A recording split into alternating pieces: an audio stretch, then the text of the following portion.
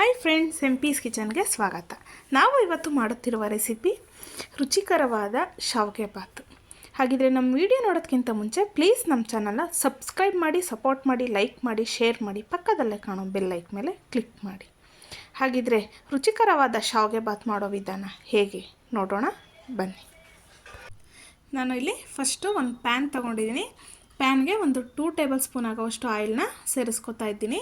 ಈಗ ಆಯಿಲ್ ಬಿಸಿ ಆಗಲಿ. ನಾನಿಲ್ಲಿ MTR ಅವ್ರದ್ದು ಶಾವಿಗೆನ ತೊಗೊಂಡಿದ್ದೀನಿ. ನಿಮ್ಮ ಮನೇಲಿ ಯಾವ್ದು ಸಿಗುತ್ತೋ ಆ ಶಾವಿಗೆನ ತೊಗೋಬೋದು. ಈಗ ನಾನಿಲ್ಲಿ 1 ಕಪ್ ಆಗೋವಷ್ಟು ತೊಗೊಂಡಿದ್ದೀನಿ, ಅಂದರೆ ಒಂದು 200 ಗ್ರಾಮ್ ಆಗೋವಷ್ಟು ತೂಕದ ಲೆಕ್ಕದಲ್ಲಾದರೆ. ಈಗ ಲೋ ಫ್ಲೇಮಲ್ಲಿ ಇದನ್ನು ಚೆನ್ನಾಗಿ ಹುರ್ಕೋಬೇಕು. ಇದು ಸ್ವಲ್ಪ ಗೋಲ್ಡನ್ ಬ್ರೌನ್ ಕಲರ್ ಬರಬೇಕು. ಆ ರೀತಿ ಇದನ್ನು ಲೋ ಫ್ಲೇಮಲ್ಲೇ ಚೆನ್ನಾಗಿ ಹುರ್ಕೊಂಡ್ರೆ ನಾವು ಶಾವಿಗೆ ಬಾತ್ ಮಾಡಿದಾಗ ಟೇಸ್ಟು ತುಂಬ ರುಚಿಯಾಗಿರುತ್ತೆ. ನೋಡಿ, ಈಗ ಆಯಿಲಲ್ಲಿ ಈ ಥರ ಚೆನ್ನಾಗಿ ಫ್ರೈ ಮಾಡ್ಕೊಳ್ಳೋಣ. ನಾವು ಇದನ್ನು ಒಂದು 2 ನಿಮಿಷ ಫ್ರೈ ಮಾಡಿದ್ರೆ ಇದು ಕಲರ್ ಚೇಂಜ್ ಆಗಿ ಚೆನ್ನಾಗಿ ಫ್ರೈ ಆಗಿರುತ್ತೆ. ನೋಡಿ, ಈ ಥರ ಇಷ್ಟು ಫ್ರೈ ಆದರೆ ಸಾಕಾಗುತ್ತೆ. ಈಗ ನಾನಿಲ್ಲಿ ಮುಂಚೆನೇ ಪಕ್ಕದಲ್ಲಿ ಸ್ವಲ್ಪ ನೀರನ್ನ ಕಾಯೋದಕ್ಕಿಟ್ಟಿದ್ದೆ. ಈಗ ಬಿಸಿ ನೀರನ್ನ ಈ ಶಾವಿಗೆ ಒಳಗಡೆ ಸೇರಿಸ್ಕೊಳ್ಳೋಣ. ಹಾಕಬೇಕಾದ್ರೆ ಸ್ವಲ್ಪ ಹುಷಾರಾಗಿ ಹಾಕಿ. ಈಗ ಇದನ್ನು ಗಂಟಿಲ್ಲದೆ ರೀತಿ ಚೆನ್ನಾಗಿ ಮಿಕ್ಸ್ ಮಾಡ್ಕೋಬೇಕು. ನಾವು ಈ ರೀತಿ ಮಾಡೋದ್ರಿಂದ ಶಾವಿಗೆ ಬಾತು ತುಂಬ ರುಚಿಯಾಗೂ ಇರುತ್ತೆ ಮತ್ತು ಉದ್ದುದ್ರಾಗಿ ಬರುತ್ತೆ. ನಾವು ಈಗ ಇದನ್ನು ಸ್ವಲ್ಪ ಸಾಫ್ಟ್ ಆಗಬೇಕು. ಆ ರೀತಿ 1 ನಿಮಿಷ ಬಿಟ್ಟರೆ ಕುಕ್ ಆಗುತ್ತೆ. ನೋಡಿ, ಈಗ ಕುಕ್ ಆಗಿದೆ. ಈಗ ಇದನ್ನು ನೋಡಿ, ಈ ಥರ ನೋಡಿದಾಗ ಅದು ಸ್ವಲ್ಪ ಕಲರು ಚೇಂಜ್ ಆಗಿರುತ್ತೆ, ಅದರೊಳಗಡೆ ಎಲ್ಲ ನೀಟಾಗೆ ಬೆಂದಿರುತ್ತೆ. ಈಗ ಇದನ್ನು ನಾವು ಸ್ವಲ್ಪ ಫಿಲ್ಟ್ರ್ ಮಾಡ್ಕೋಬೇಕು. ನಾವು ತಣ್ಣೀರಿಗೆ ಸೇರಿಸ್ಕೊಳ್ಳೋದ್ರಿಂದ ಇದು ಉದ್ದುದ್ರಾಗಿರುತ್ತೆ. ಈಗ ನೋಡಿ, ನಾನಿಲ್ಲಿ ಫ್ಲೇಮ್ನ ಆಫ್ ಮಾಡಿಕೊಂಡು ಈ ಥರ ತಣ್ಣೀರೊಳಗಡೆ ಇದನ್ನು ತೆಗೆದು ಸೇರಿಸ್ಕೊತಾ ಇದ್ದೀನಿ. ನೀವು ಫಿಲ್ಟ್ರೆಲ್ಲ ಇದ್ದರೆ ಸ್ಟ್ರೈನರಲ್ಲೇ ಹಾಕ್ಬಿಟ್ಟು ಮೇಲ್ಗಡೆಯಿಂದ ಸ್ವಲ್ಪ ತಣ್ಣೀರು ಹಾಕಿದ್ರೂ ಅದು ಉದ್ದುದ್ರಾಗೆ ಬರುತ್ತೆ. ಇಲ್ಲಾಂದರೆ ಈ ಥರ ಮಾಡಿದ್ರೆ ಇನ್ನೂ ಚೆನ್ನಾಗಿರುತ್ತೆ. ಮನೇಲಿ ಯಾರು ಶಾವಿಗೆ ಬಾತ್ ಮಾಡಿದ್ರೆ ತಿನ್ನೋದೇ ಇಲ್ಲ ಅನ್ನೋರು ಈ ಮೆಥಡಲ್ಲಿ ಮಾಡಿದ್ರೆ ಇಷ್ಟಪಟ್ಟು ತಿಂತಾರೆ. ಅಷ್ಟು ಟೇಸ್ಟಿಯಾಗಿ ನಾವು ಮಾಡ್ಕೋಬೋದು. ನೋಡಿ, ಈಗ ಎಷ್ಟು ಚೆನ್ನಾಗಿ ಉದ್ದುದ್ರಾಗಿ ಬಂದಿದೆ. ಈಗ ನಾವು ಸಪ್ರೇಟ್ ಮಾಡ್ಕೊಳ್ಳೋಣ ತಣ್ಣೀರಿಂದ. ಲಂಚ್ ಬಾಕ್ಸಿಗೆಲ್ಲ ಈ ಥರ ಮಾಡಿದ್ರೆ ತುಂಬ ಚೆನ್ನಾಗಿರುತ್ತೆ. ನಾವು ಮಧ್ಯಾಹ್ನದವರೆಗೂ ಇಟ್ಕೊಂಡು ತಿಂದ್ರೂ ಅದು ಹಾಗೇ ಇರುತ್ತೆ ಉದ್ದುದ್ರಾಗಿ. ನೆಕ್ಸ್ಟು ನಾನಿಲ್ಲಿ ಒಂದು ಪ್ಯಾನ್ ತೊಗೊಂಡಿದ್ದೀನಿ. ಪ್ಯಾನ್ಗೆ ಒಂದು 3ರಿಂದ 4 ಟೇಬಲ್ ಸ್ಪೂನ್ ಆಗೋವಷ್ಟು ಎಣ್ಣೆನ ಸೇರಿಸ್ಕೊತಾ ಇದ್ದೀನಿ.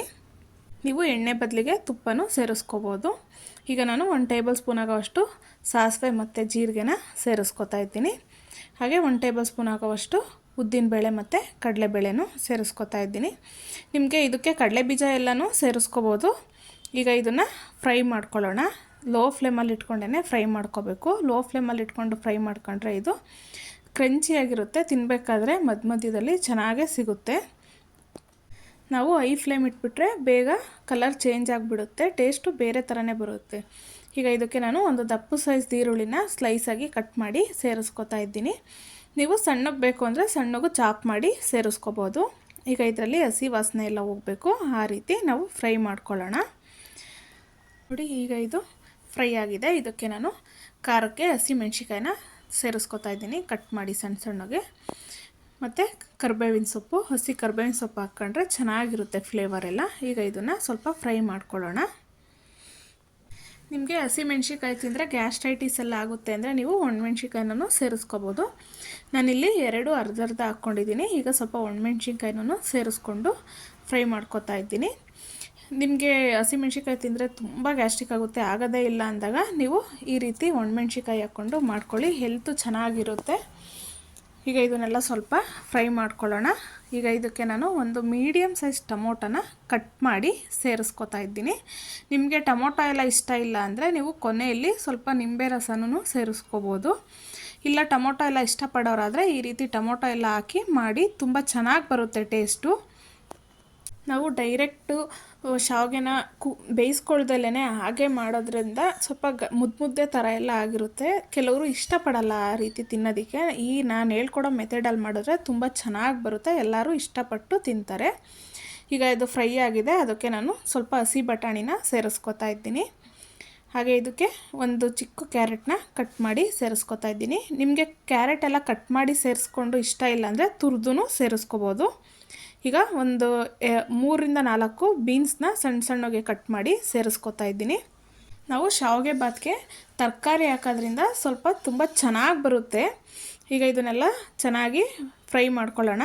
ನಾವು ನೀರೇನೂ ಹಾಕಬಾರ್ದು. ಇದು ಒಂದು 50%, ಒಂದು 50 ಭಾಗ ಬೆಂದರೆ ಸಾಕಾಗುತ್ತೆ. ತಿನ್ನಬೇಕಾದ್ರೆ ಮಧ್ಯದಲ್ಲಿ ಚೆನ್ನಾಗಿರುತ್ತೆ. ಇದು ಫುಲ್ ಎಲ್ಲ ಬೇಯಬೇಕು ಅಂತ ಏನಿಲ್ಲ. ಈಗ ನೋಡಿ ಇಷ್ಟು ಸ್ವಲ್ಪ ಬೆಂದಿದೆ. ಈಗ ಇದಕ್ಕೆ ಉಪ್ಪು ಸೇರಿಸ್ಕೊತಾ ಇದ್ದೀನಿ ರುಚಿಗೆ ತಕ್ಕಷ್ಟು. ಹಾಗೆ ಇದಕ್ಕೆ ಸ್ವಲ್ಪ ಅರಿಶಿನದ ಪುಡಿನ ಸೇರಿಸ್ಕೊತಾ ಇದ್ದೀನಿ. ನಾನು ಇದಕ್ಕೆ ಮಸಾಲೆ ಏನೂ ಹಾಕಿಲ್ಲ, ಹಾಗೆ ಮಾಡಿರೋದು. ತುಂಬ ಚೆನ್ನಾಗಿ ಟೇಸ್ಟಿಯಾಗಿ ಯೂನಿಕ್ಕಾಗಿರುತ್ತೆ. ಮನೇಲಿ ಶಾವಿಗೆ ಬಾತ್ ತಿನ್ನೋದೇ ಇಲ್ಲ ಅನ್ನೋರೆಲ್ಲನ ಇಷ್ಟಪಟ್ಟು ತಿಂತಾರೆ. ನೀವು ಇದನ್ನು ಕಾಯಿ ಚಟ್ನಿ ಜೊತೆ ಇಲ್ಲ ಮೊಸರು ಪಚ್ಚಡಿ ಜೊತೆ ಎಲ್ಲನ ಮಾಡಿಕೊಂಡು ತಿನ್ಬೋದು. ತುಂಬ ಚೆನ್ನಾಗಿ ಬರುತ್ತೆ. ಈಗ ಇದು ಫ್ರೈ ಆಗಿದೆ. ನೀವು ವೆಯ್ಟ್ ಲಾಸ್ ಮಾಡೋರೆಲ್ಲನ ಇದನ್ನು ಲೈಟಾಗೂ ತಿನ್ಕೋಬೋದು ಬೆಳಗ್ಗೆ ಬ್ರೇಕ್ಫಾಸ್ಟ್ಗೆ. ಈಗ ಇದು ಫ್ರೈ ಆಗಿದೆ. ಇದಕ್ಕೆ ನಾನು ಈಗ ಶಾವಿಗೆನ ಹಾಕ್ಕೊಳ್ಳೋಣ. ನೋಡಿ ಈಗ ನಾವು ಈ ಥರ ತಣ್ಣೀರಲ್ಲಿ ಹಾಕೋದ್ರಿಂದ ಈ ಥರ ಬೇಯಿಸಿ ನೋಡಿ ಎಷ್ಟು ಉದುದ್ರಾಗಿದೆ ಅಂತ ಹೇಳ್ಬಿಟ್ಟು ಒಂದಕ್ಕೊಂದು ಅಂಟ್ಕೊಳ್ಳೋದೇ ಇಲ್ಲ, ಅಷ್ಟು ಚೆನ್ನಾಗಿ ಬಂದಿರುತ್ತೆ. ಈಗ ಇದಕ್ಕೆ ಸೇರಿಸ್ಕೊಳ್ಳೋಣ ಒಗ್ಗರಣೆಗೆ. ನೀವು ಮಧ್ಯಾಹ್ನದವರೆಗೂ ಇಟ್ಕೊಂಡು ತಿಂದ್ರೂ ಅದು ಹಾಗೇ ಇರುತ್ತೆ, ಅದ್ರ ಒಂದು ಚೂರು ಮುದ್ದೆ ಥರ ಆಗೋಲ್ಲ, ಅಷ್ಟು ಚೆನ್ನಾಗಿರುತ್ತೆ. ಈಗ ಇದನ್ನೆಲ್ಲ ಚೆನ್ನಾಗಿ ಮಿಕ್ಸ್ ಮಾಡ್ಕೊಳ್ಳೋಣ. ನೋಡಿ ನಾವು ಮಿಕ್ಸ್ ಮಾಡಿದ್ದಾದ್ಮೇಲೂ ಇದೇ ಥರ ಇರುತ್ತೆ. ಈಗ ಇದಕ್ಕೆ ಕೊನೆಯಲ್ಲಿ ನಾವು ಕೊತ್ತಂಬರಿ ಸೊಪ್ಪು ಹಾಕ್ಕೊಂಡ್ರೆ ಇದು ರೆಡಿಯಾಗಿರುತ್ತೆ. ಈ ಥರ ಒಂದು ಸರ್ತಿ ಮಾಡಿ ನೀವು ತುಂಬ ಟೇಸ್ಟಿಯಾಗಿ ಈಸಿಯಾಗಿ ಮನೆಯಲ್ಲಿ ಮಾಡ್ಬೋದು. ಎಲ್ಲರೂ ಇಷ್ಟಪಟ್ಟು ತಿಂತಾರೆ.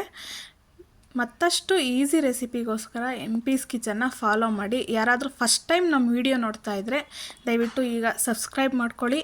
ಹಾಗೆ ನಮ್ಮನ್ನ ಸಪೋರ್ಟ್ ಮಾಡಿ ಬೆಳೆಸಿ. Thank you for watching.